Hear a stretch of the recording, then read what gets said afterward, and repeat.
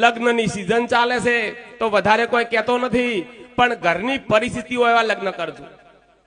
આજ તમે ઉઘાડી ગાડીમાં પરણવા જવાના છો એ બધાને ખબર છે, પણ કાલ શું લઈને જવાના એની ખબર રાખજો.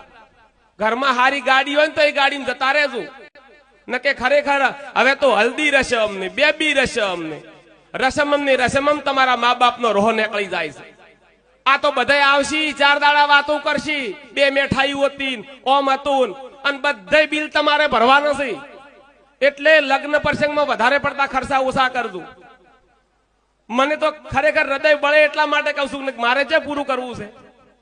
તમે ડાકોર વાળા ઠાકોરના વંશજુ છો, તમે ભાથીજીના વંશજુ છો, જેનું ધડ 3 દાડા લડ્યું હોય એ છો તમે, બીજા કોઈ નથી.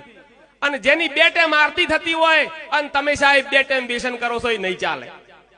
મારો સમાજ વ્યસન મુક્ત બને, મારો સમાજ શિક્ષણ યુક્ત બને, મારું આ જ સપનું છે સાહેબ.